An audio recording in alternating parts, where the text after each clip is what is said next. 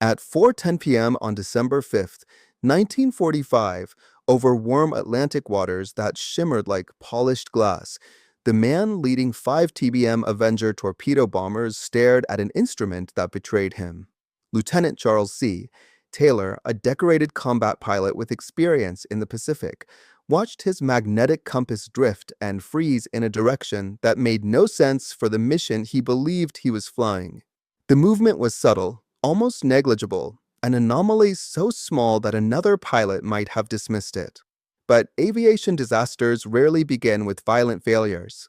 They begin with a single misunderstood cue, a single missed interpretation, a single seed of doubt that evolves into catastrophe. It was supposed to be a simple training flight, navigation problem number one, a triangular course designed to teach student aviators how to navigate using compass headings, dead reckoning, and basic visual cues. A clean day, clear skies, calm winds. 14 trainees ready to follow their instructor across a well-traveled route. Nothing unusual, nothing threatening, nothing that foreshadowed the disappearance of all 5 aircraft and the creation of the most enduring enigma in aviation history. On the ground at Naval Air Station Fort Lauderdale, maintenance crews had carefully inspected every aircraft. Control surfaces, fuel levels, hydraulic systems, magnetos, everything had been checked and signed off. There were no technical warnings, no mechanical discrepancies. The Avengers were reliable, sturdy machines built to handle abuse. And yet, as their engines roared and the formation ascended into a tranquil afternoon sky, an invisible chain of human errors had already begun forming among the crew members. Taylor had arrived late for the assignment and was unfamiliar with the local geography. His students, on the other hand, had flown the training area multiple times. They knew its layout, its bearings, its landmarks. Under modern crew resource management principles, this asymmetry of knowledge would be addressed collaboratively. The crew would compare information, challenge assumptions, offer corrections. But in 1945, CRM did not exist. Hierarchies were rigid. Instructors instructed, trainees obeyed. Communication flowed in one direction. And when authority gradients become steep, errors become harder to detect, harder to question, and much harder to break. The formation reached the practice bombing area and completed their task with no complications. But around 3:45 p.m., the first critical fracture appeared. Taylor reported that his compasses, both the primary and the standby, were malfunctioning. A compass failure alone does not doom an aircraft, but for a formation leader conducting a navigation exercise over open ocean, it magnifies the risk exponentially. His students quickly noticed a deeper issue. Their instruments were working correctly, but Taylor believed something entirely different. He insisted they were over the Florida Keys, hundreds of miles west of their true position. That single assumption triggered a domino effect. If a pilot builds his mental map on a false premise, every corrective action becomes self-destructive. And once he verbalized that belief, it solidified. Cognitive fixation took hold. Nothing would break it easily. The students, noticing the sun's position and their headings, sensed the error. Some spoke up. Their voices crackled through intermittent static. If we would just fly west, we would get home. It was logical. It was correct. It was the one maneuver that might have saved all 5 aircraft. But Taylor rejected the suggestion. He ordered the formation to continue northeast, a direction that led them farther into the Atlantic, away from land, away from safety, away from the very base that stood almost directly west of their actual position. The crew dynamic was collapsing silently. Trainees deferred to Taylor's authority, even as the evidence contradicted his assumptions. He doubted his instruments, but trusted his intuition. They trusted their instruments, but doubted their right to challenge him. Modern aviation calls this an authority gradient, a psychological barrier where junior crew members hesitate to correct a senior pilot. And when a cockpit becomes dominated by hierarchy over verification, errors multiply unchecked. As the sun lowered toward the horizon, the formation was still intact, still in radio communication, still flying normally in every mechanical aspect. The danger was not the aircraft. The danger was the humans inside them. Controllers on the ground at Fort Lauderdale and Miami listened in growing alarm. They urged Taylor to turn west. They repeated the instruction dozens of times. But every transmission he sent revealed deeper confusion. He reported unfamiliar islands below. He noted shorelines that did not match the Florida coast. The irony was brutal.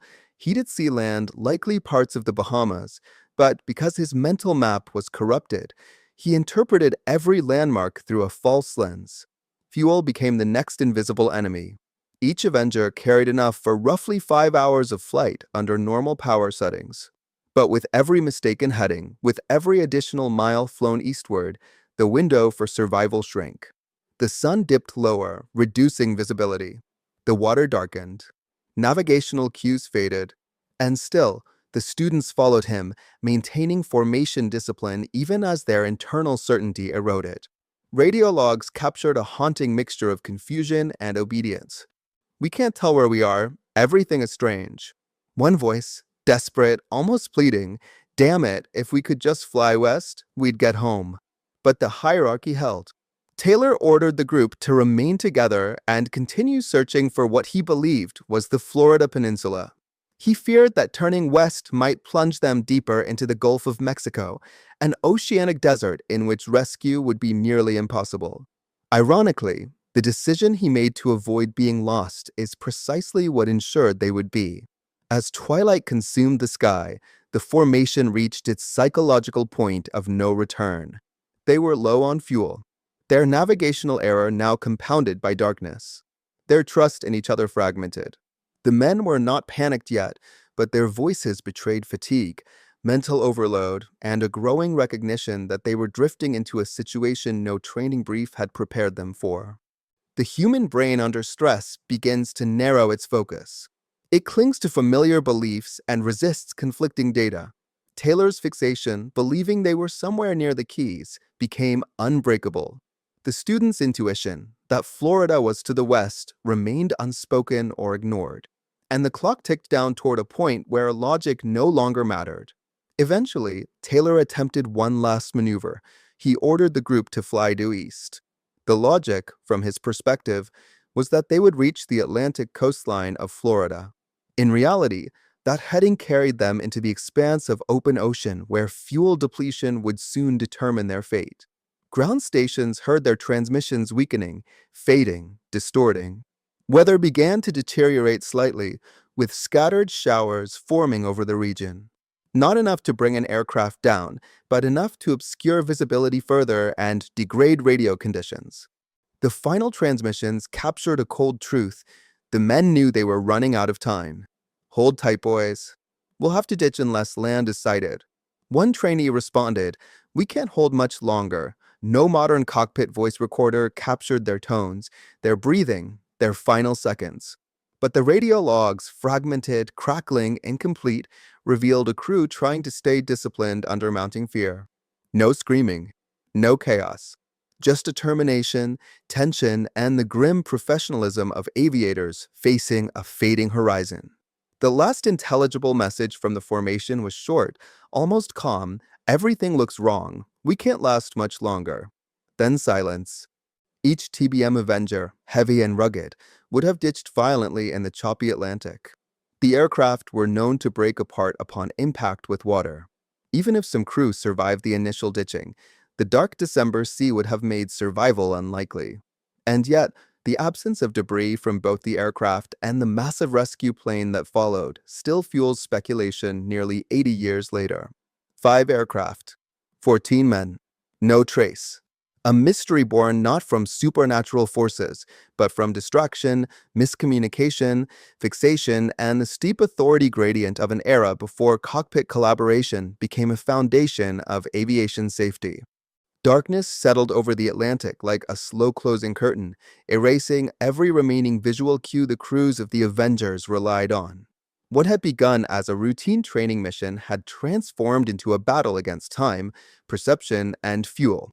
Radio operators along the Florida coast strained to capture every fragment of communication as the men of Flight 19 fought not only the elements, but the invisible chaos forming within their own decision-making.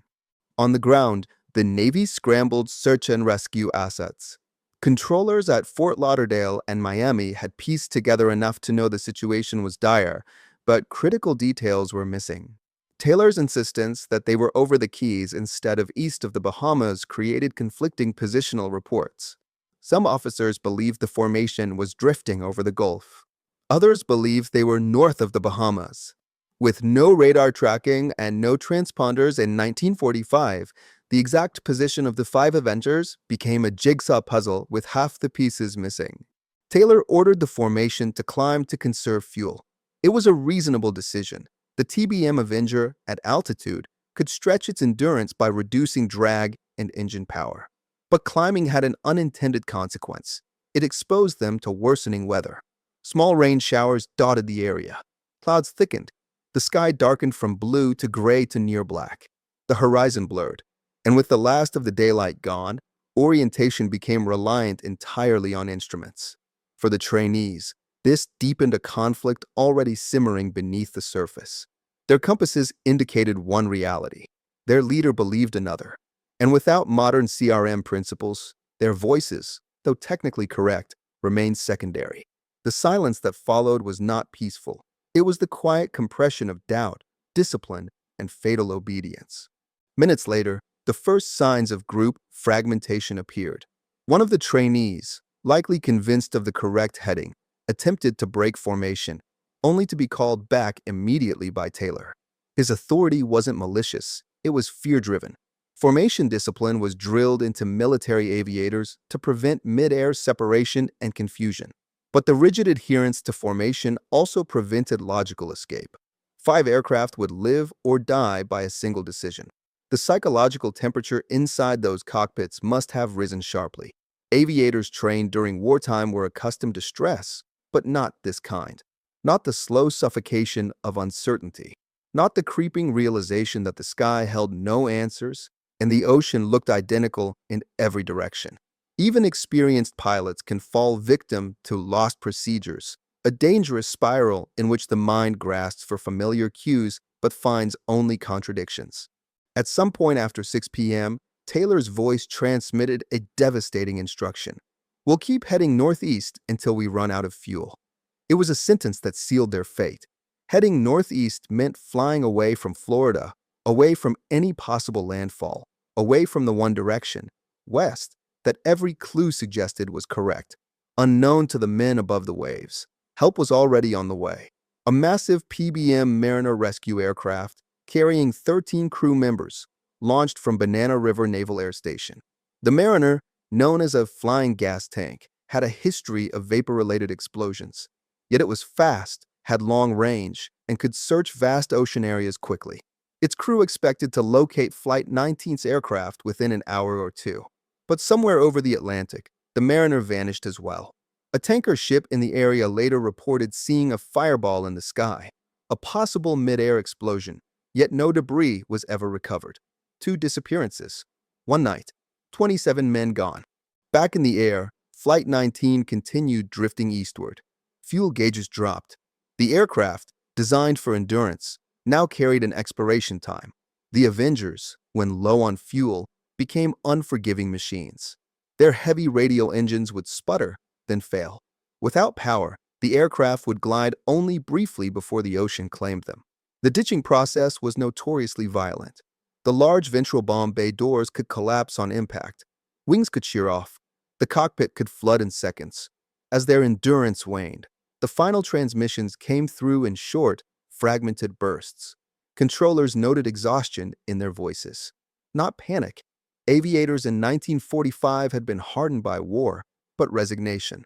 A slow acceptance that they were out of solutions, out of daylight, and nearly out of fuel. One voice. "Can't hold it much longer." Another. "We're heading 030. We'll have to ditch soon." And then the last intelligible message from Taylor. "Everyone stand by to ditch. When the first plane drops below 10 gallons, we all go down together." It was the only decision he could make. Ditching individually scattered across a dark, stormy ocean offered no hope of coordinated rescue. Minutes later, one by one, the Avengers reached their fuel limits. Engines coughed, sputtered, and then quit. Each aircraft became a glider descending toward black water. No flares, no lights strong enough to pierce the weather, just faint silhouettes vanishing into the void. Aviation historians and naval investigators would later reconstruct the final moments of the ditchings. The wings of each Avenger were large and straight, stable at low speeds, but the aircraft's heavy nose made controlled water landings difficult. A misalignment with waves could shatter the fuselage instantly. Even if the crews survived the impact, rafts needed to be deployed within seconds before flooding overcame the aircraft. The December waters, colder than they appeared, would reduce survival time to mere minutes for anyone who didn't escape quickly. No distress beacons were detected, no survivors, no debris, no oil slicks. The Atlantic gave nothing back. By midnight, search aircraft had scoured hundreds of square miles. Dozens of surface vessels joined the search at first light, combing the ocean in tight patterns. For 5 days, the Navy, Coast Guard, and civilian vessels searched relentlessly. Not a single trace appeared. No floating wreckage. No bodies. No rafts. The ocean's surface remained undisturbed, as if the 5 Avengers and the rescue Mariner had simply dissolved into the dark. As the search expanded, speculation erupted. Reporters invoked the supernatural. Locals whispered about the Devil's Triangle, a phrase that would not gain global recognition until decades later. Aviation enthusiasts pointed to Taylor's compass malfunction. Skeptics proposed storms, methane eruptions, rogue waves. But none of these explained the fundamental psychological breakdown at the heart of the disappearance. The core truth was far more human, far more tragic, and far more preventable. In the cold clarity of hindsight, the chain of errors became unmistakable. A single incorrect assumption, a failure to cross-check, a crew afraid to override authority, a leader unfamiliar with the terrain, a breakdown in communication. A series of decisions that each seemed small, but collectively formed an unbreakable fatal chain. No explosion, no mechanical defect sweeping across multiple aircraft, no supernatural anomaly, just the most dangerous force in aviation, human error united by groupthink. The Navy's initial inquiry struggled. They had no wreckage, no flight recorders, no definitive location of the ditchings, and conflicting radio logs. The investigating board initially listed the cause as unknown. Days later, they revised the conclusion. Cause of disappearance cannot be determined. It was an unsatisfying verdict that left room for myths to grow. And grow they did. But aviation safety experts, revisiting the case decades later with modern accident analysis techniques, reached a more grounded conclusion. Taylor's fixation on being over the keys, despite all evidence to the contrary, was the trigger event. The trainee's inability to challenge him effectively was the compounding factor. The lack of CRM principles allowed one mistaken belief to become the shared reality for all 5 aircraft. Had the men turned west at any point between 4 p.m. and 6 p.m., they would have made landfall. Fuel reserves were sufficient. Weather was manageable. Rescue assets were ready.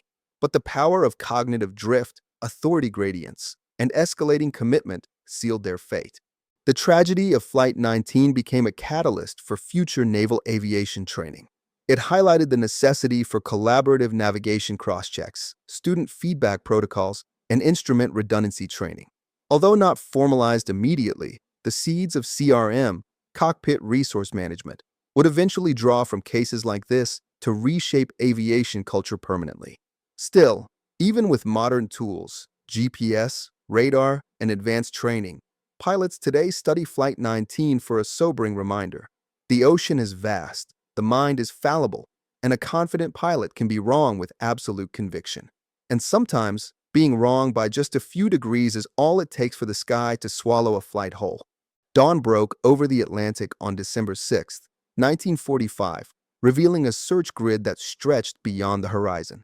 The sky was pale, almost indifferent, as aircraft from the Navy, Coast Guard, and Army Air Forces traced parallel lines across the open ocean.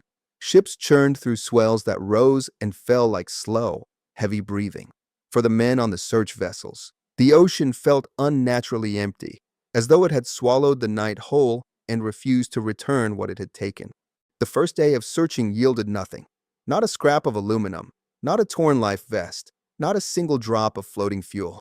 The TBM Avenger, though rugged, had distinctive components: large wings, buoyant oil reservoirs, detachable hatches, pieces that should have surfaced even after a violent water impact. But the ocean remained unbroken. Search commanders reviewed their maps with increasing concern. With no radar track, no GPS, and only loosely correlated radio bearings, their best estimates of a ditching zone spanned hundreds of miles. The following morning, the Coast Guard cutter Sunset reported an oil slick. Hope spiked, but chemical tests later determined it had no connection to aviation fuel. Meanwhile, the battleship Solomons launched aircraft to sweep a broader area, making wide, overlapping passes. Pilots scanned the waters below, their eyes darting across wave crests, searching for anything: shadows, shapes, unnatural patterns. But time after time, their reports came back the same: negative contact. The silence of the Atlantic became the defining antagonist of the investigation. The ocean had taken 5 aircraft and then, mysteriously, a sixth, the PBM Mariner rescue plane, without leaving behind even a trace of wreckage. Military records describe the Mariner as a flying fuel tank, vulnerable to vapor detonations, and eyewitness accounts from a nearby tanker suggested an explosion. But even in that case, floating debris should have been present. None was found. The deeper investigators dug, the more the mystery thickened. Questions emerged that challenged not only navigational assumptions, but psychological ones. How could an experienced pilot like Taylor misidentify the keys so dramatically? Why did none of the students break formation once it was clear their leader's instructions were flawed? How did 5 aircraft vanish in an era when search and rescue operations were highly efficient and supported by wartime infrastructure? The inquiry team compiled Taylor's known transmissions, attempting to reconstruct his mindset. The compass malfunction was central, but investigators believe the issue may not have been mechanical. Several naval pilots later testified that Avenger compasses could become unreliable if misread under stress or if the aircraft banked during turns without proper correction. But the compasses in the trainees' aircraft were functioning, and they repeatedly contradicted Taylor's claims. The trainees understood something was wrong. They simply lacked the authority and perhaps the confidence to override him. Years later, psychologists studying cockpit dynamics would identify this as a textbook case of authority gradient failure. In high-stress environments, junior aviators often hesitate to challenge senior officers, even when their instincts are correct. It is a phenomenon that has contributed to numerous aviation accidents. But in the rigid hierarchy of 1945 naval aviation, contradiction wasn't merely discouraged, it bordered on insubordination. The investigation board convened hearings, interviewing instructors, mechanics, weather officers, and radio personnel. Each provided fragments of a puzzle that refused to assemble into a coherent picture. Weather reports indicated only scattered showers and moderate winds, conditions that should not have hindered navigation. Maintenance logs showed no systemic issues with the Avengers in Flight 19. Radio transcripts suggested confusion, but not panic. Every factor that usually helps investigators zero in on a cause instead opened more questions. One of the most troubling aspects was timing. Flight 19 had transmitted for more than 3 hours. Their general region should have been identifiable from radio direction finding stations along the coast. But compass errors, variable signal strength, and conflicting interpretations misled even trained operators. Some bearings placed the flight north of the Bahamas. Others placed them east of Daytona. The chaos of wartime communication infrastructure, combined with atmospheric interference, distorted the signals. The board's final report initially labeled the cause as pilot error, pointing to Taylor's misidentification of the keys. But political pressure, along with concerns about tarnishing the reputation of a decorated combat veteran, triggered a revision. The final wording was vague and inconclusive. Cause of the disappearance cannot be determined. This ambiguity would become fertile ground for sensationalism. Writers, reporters, and conspiracy theorists seized the opportunity. As early as the 1950s, the incident became tied to tales of magnetic anomalies, rogue waves, and extraterrestrial intervention. By the 1960s, the term Bermuda Triangle entered public consciousness, and Flight 19 became its founding myth. But the investigation itself, stripped of folklore, pointed to something far more human, more tragic, more instructive, and more relevant to aviation safety than any paranormal speculation. Behind the scenes, naval analysts continued studying the disappearance, searching for patterns that could be applied to training programs. They examined how group communication deteriorates under stress, how fixation blinds even experienced pilots, and how quickly situational awareness collapses once doubt enters the cockpit. Their findings were subtle but profound. First, they recognized that Taylor's belief, his absolute conviction that he was over the keys, overpowered every contradictory fact. This was not arrogance, it was cognitive drift. In disorientation scenarios, the brain anchors to the most familiar geographic reference. Taylor had flown extensively over the keys during his career. His mind, searching for something recognizable, latched onto that memory. Once anchored, the belief became immovable. Second, the Navy realized the trainees did, in fact, attempt to challenge him. Their radio transmissions, from asking for westward headings to reporting the sun's position, were early forms of cross-checking. But without a formal structure or training that empowered them to insist, their attempts were too timid, too isolated, too easily dismissed. Third, the investigation underscored the lack of standardized lost procedure protocols. Today, pilots in similar situations follow firm steps, climb, conserve fuel, communicate clearly with emergency frequencies, turn to a known heading, and maintain a structured internal hierarchy for decision-making. In 1945, these procedures varied by squadron, instructor, and mission type. There was no universal template to fall back on when confusion consumed the formation. During internal debriefings, naval officers admitted a painful truth. Flight 19 might have been savable. Even with Taylor's errors, even with fading daylight, even with conflicting radio bearings, the flight could have survived if CRM principles had existed. A single decisive counterorder from a trainee to turn west, even breaking formation if necessary, would have brought at least some aircraft home. But nothing in their training empowered such action. Discipline overruled initiative. Obedience overshadowed logic. And 5 aircraft continued following a leader who was lost in every sense of the word. Publicly, the Navy maintained silence on its internal conclusions. The nation was weary from war. The idea of a formation vanishing without explanation invited unease, and the government had little interest in feeding speculation. Instead, they closed the case quietly, leaving only a short, unsatisfying summary in the archives. Meanwhile, naval aviation instructors quietly implemented changes. They began teaching navigational cross-checking more aggressively. They ran trainees through disorientation drills. They emphasized the importance of heading verification, instrument trust, and group communication.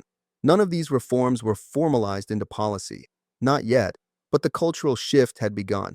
The legacy of Flight 19's disappearance contained the embryonic concepts of what would later become crew resource management. The idea that safety is a shared responsibility within the cockpit, not the burden of a single authority figure. It reinforced the principle that rank must never outweigh reason, and that a cockpit dominated by silence is a cockpit drifting toward catastrophe. Still, despite these early lessons, the mystery refused to die. The lack of debris haunted investigators. The disappearance of the rescue mariner intensified suspicion. Families of the lost crew demanded answers. The public embraced increasingly fantastical explanations. And for decades, the Navy fielded questions about an event that remained as dark and impenetrable as the waters in which it occurred. Behind every myth, though, lay a core of truth.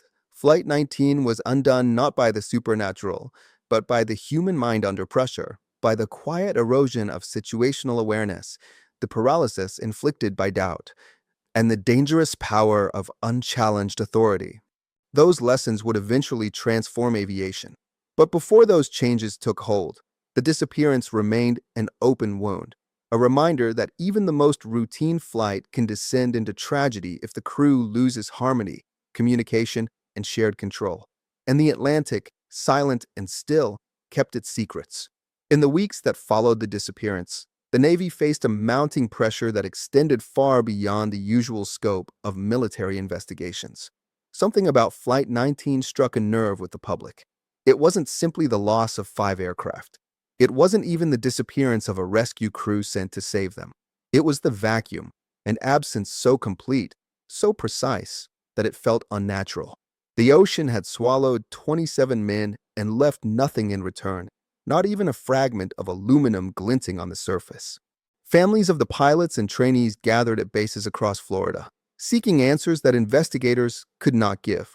Some hoped for survival stories. Perhaps the men had ditched near an island. Perhaps they were waiting for rescue. Perhaps they had drifted into shipping lanes. Others feared the truth, that the ocean had taken them instantly, leaving no survivors, no witnesses, no remains. Inside the halls of the Naval Air Station in Jacksonville, investigators sifted through hundreds of documents, radio transcripts, maintenance logs, weather charts, navigational charts, psychological evaluations. The goal was to reconstruct a timeline, but what they found was a shifting mosaic. Every piece seemed to contradict another. One radio operator testified that the transmissions sounded clear, precise. Another insisted they were faint, distorted, barely comprehensible. A meteorologist confirmed the weather was stable over the training area, but admitted that localized squalls could form unexpectedly. A flight instructor recalled Taylor as confident and calm under pressure. Another described him as occasionally indecisive when faced with navigational uncertainty. The contradictions frustrated the board. They needed certainty, but the data refused to provide it. And beneath every technical consideration lay a deeper, more complex element: the fragile interplay between human cognition and environmental stress. Investigators re-examined the compass issue, the spark that ignited the chain. The TBM Avenger's magnetic compass, a simple, reliable instrument, rarely failed mechanically. But pilots under stress could misread it, especially if turbulence or bank angles skewed the compass card momentarily. They found no evidence of a known defect, no maintenance oversight, no underlying mechanical reason for both compasses to fail simultaneously. Instead, the likely cause pointed to human interpretation amplified by environmental cues. Taylor's certainty that he was over the Keys carried enormous weight. The Keys were familiar to him. The Bahamas were not. Given a choice between a familiar mental map and an unfamiliar one, the brain chooses the path of least resistance. This cognitive bias, often imperceptible in real time, becomes lethal in aviation. It blinds pilots to contradictory evidence and replaces instrument trust with intuition, a dangerous substitution at altitude. Yet Taylor was not inexperienced. He had survived combat missions in the Pacific Theater. He had endured flak, fighters, emergency procedures. But war experience is not the same as training comfort. The Pacific skies bore little resemblance to the Florida-Bahamas corridor. A pilot accustomed to wide, island-sparse expanses could mistake subtle differences in the Caribbean archipelago. Where a trainee might see precise geography, a combat veteran might see only a vague stretch of water that resembled a familiar region thousands of miles away. As the investigation deepened, another detail emerged, one that had gone unnoticed by the public. Taylor had switched aircraft that day. He was not flying his usual Avenger. He was flying a different aircraft, with a different compass calibration and a different maintenance history. Though the aircraft was mechanically sound, minor variations in compass deviation cards could influence a pilot accustomed to a specific set of readings. This detail did not absolve him. It simply added another component to the cognitive load that had been steadily rising during the mission.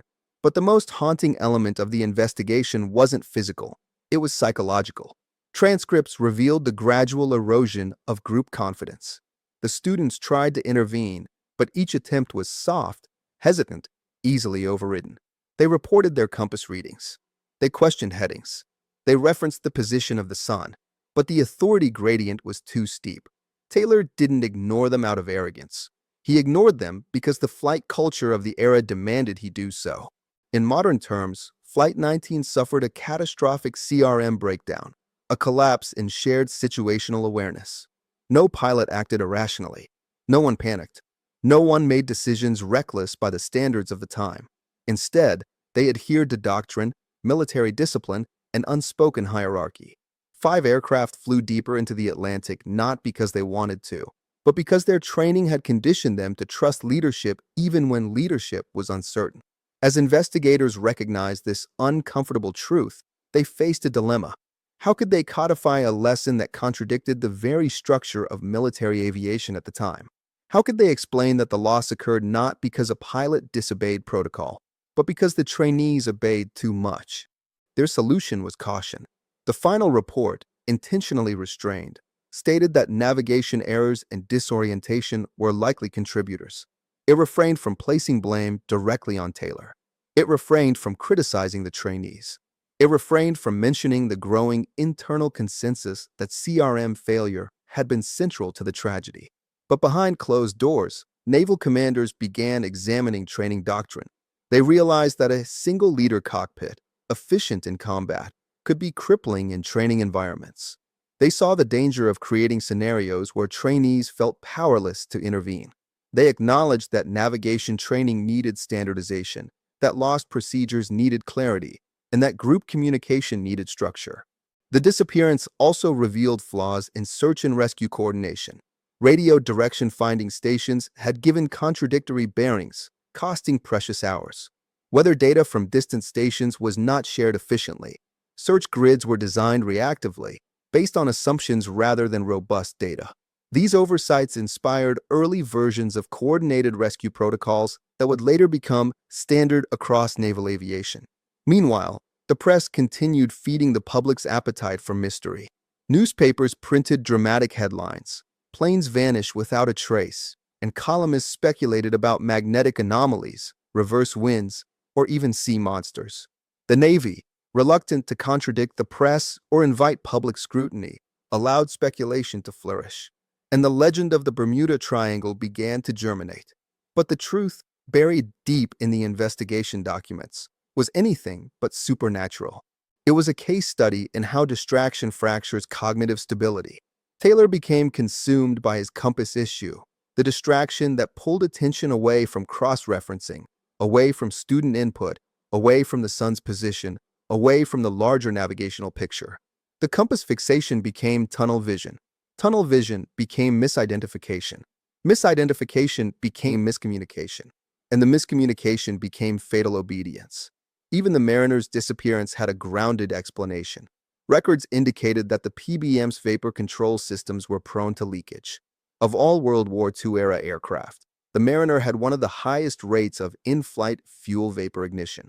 The explosion witnessed by the tanker captain aligned with known mechanical vulnerabilities. The Mariner did not vanish mysteriously. It likely detonated in midair due to its own design flaws. Still, the public connection between the two disappearances was irresistible. Two aircraft, both naval, both engaged in the same mission type, lost on the same night. It became the perfect narrative cocktail. The world chose the story that captivated imagination, not the one grounded in cognitive bias, CRM failure, and navigation breakdown. The Navy moved on quietly. Training programs evolved. Procedures improved. Charts were updated. Instruments recalibrated. Radio triangulation systems modernized. And slowly, the operational lessons of Flight 19 seeped into doctrine. But for the families, closure remained elusive. Many refused to accept the official report. Some wrote letters for decades, asking for new searches. Others clung to hope that the men had survived, living on an uncharted island or taken captive somewhere beyond the horizon. A few embraced supernatural theories as a way to cope with the void left behind. And yet, even in their grief, they contributed something vital to aviation safety. Their insistence on answers kept pressure on the Navy to continue studying the disappearance. Their demands for clarity drove internal discussions that eventually shaped policy. Their refusal to let the incident fade ensured that Flight 19 would never slip quietly into history. It would become a warning etched into the memory of every pilot who studied navigation, CRM, and loss of situational awareness cases. Flight 19 was not merely a disappearance. It was a mirror reflecting the hidden vulnerabilities within every cockpit. It showed how quickly confidence can become confusion, how rapidly leadership can falter, how easily communication can collapse, and how silently the ocean can erase the consequences. The tragedy carved itself into naval aviation culture not through wreckage, not through evidence, but through the haunting absence of both. It forced aviators to ask a frightening question.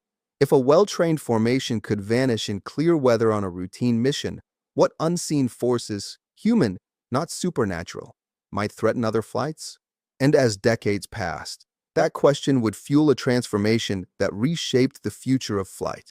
As the decades unfolded, Flight 19 moved from a recent tragedy into a fixture of aviation lore, a cautionary tale studied by pilots and investigators who understood that beneath the mystique lay something far more significant than a maritime mystery.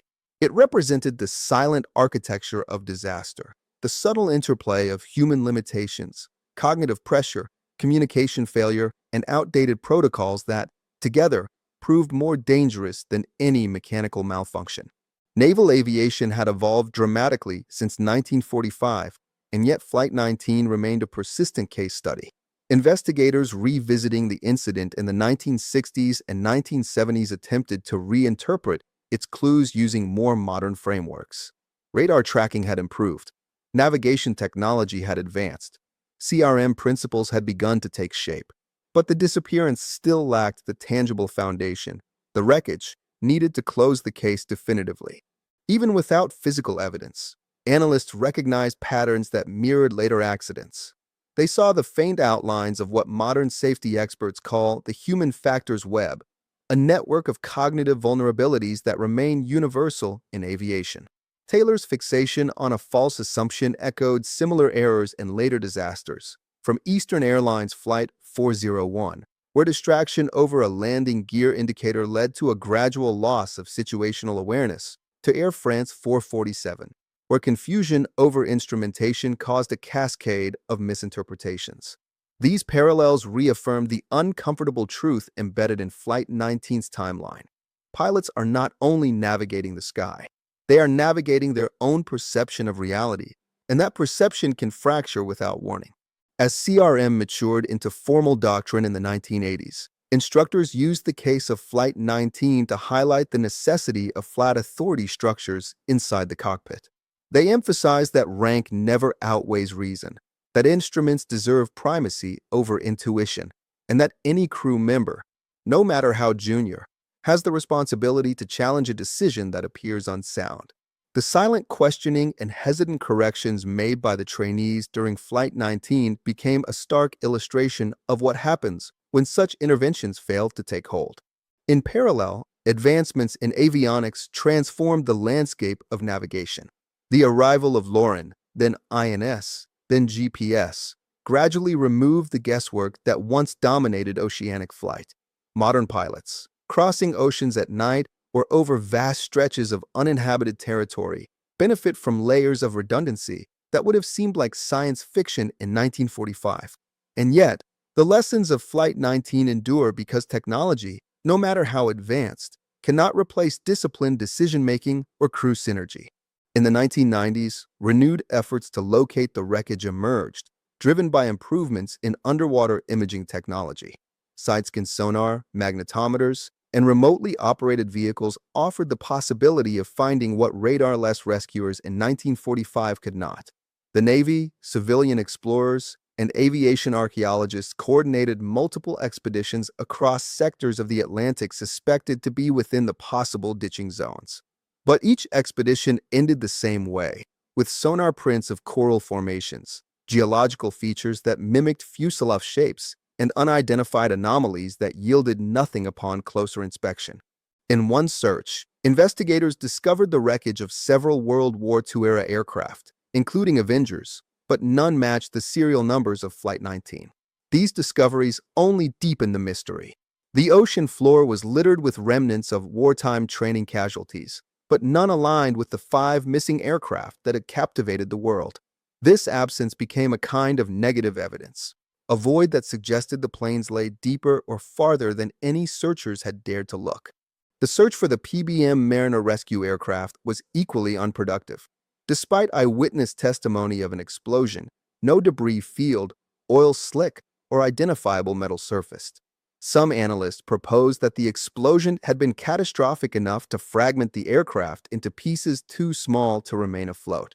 Others theorized the Mariner exploded at a low altitude, sending debris into deep water where currents dispersed it beyond detection.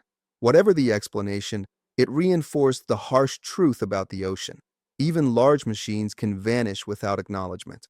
By the early 2000s, Flight 19 had become more than a case study. It had become a symbol, a narrative shorthand for the consequences of CRM failure, the fragility of human navigation, and the profound silence of the sea. Aviation documentaries returned to it repeatedly, not for its supernatural associations, but because it represented the perfect intersection of mystery and instructional value.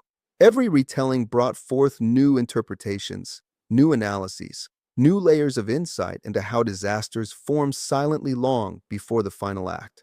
One of the most meaningful developments to emerge from these reinterpretations involved the very structure of military training.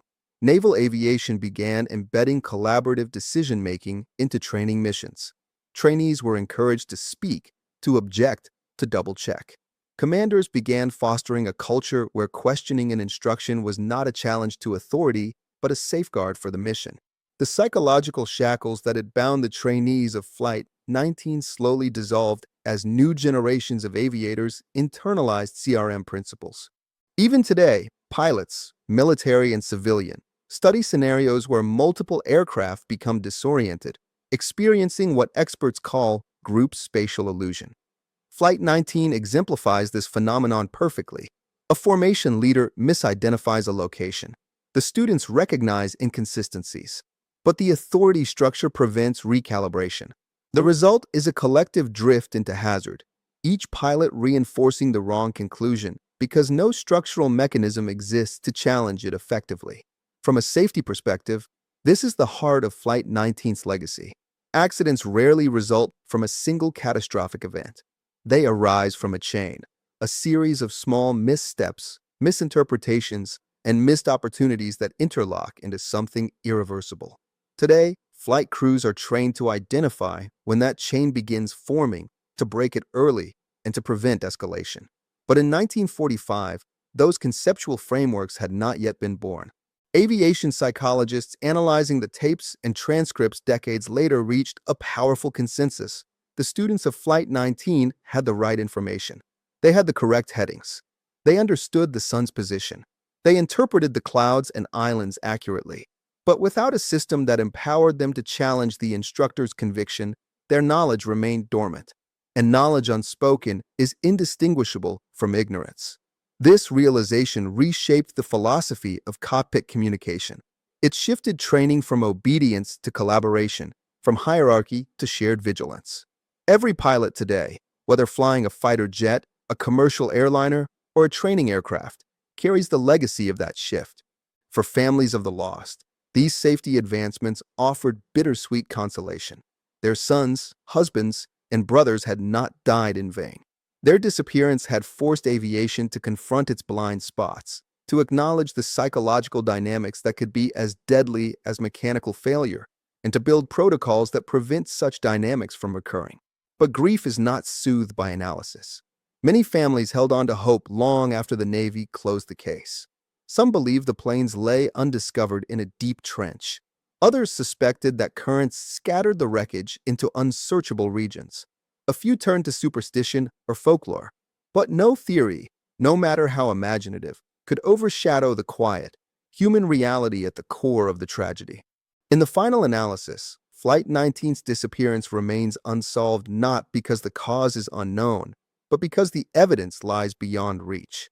Every modern re-examination points to the same root factors: navigational fixation, CRM failure, miscommunication, environmental stress, and the relentless ticking of emptying fuel tanks. The supernatural explanations may sell books, but the human explanations save lives. The sea that claimed the crew of Flight 19 is indifferent. It keeps no records. It gives no testimony.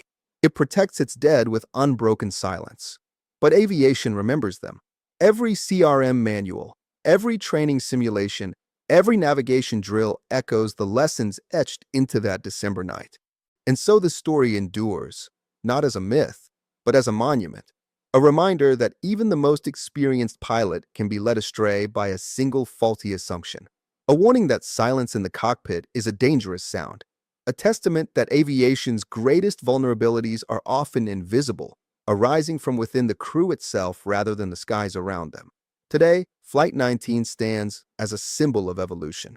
The procedures that protect modern crews, from structured communication protocols to lost procedure algorithms, carry the fingerprints of that doomed formation.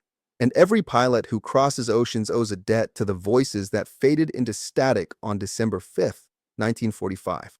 The ocean never returned the planes. It never returned the men. It never offered closure. But aviation turned their loss into knowledge, their absence into structure, their tragedy into safety. In the skies above Florida, aviators still train along the same triangular routes flown during navigation problem number 1. They turn east, then south, then west. They check compasses, headings, fuel loads, and positions. And somewhere in the back of their minds, they carry the unspoken promise that defines the soul of aviation. Every flight tells a story, and every story carries a lesson written in the skies.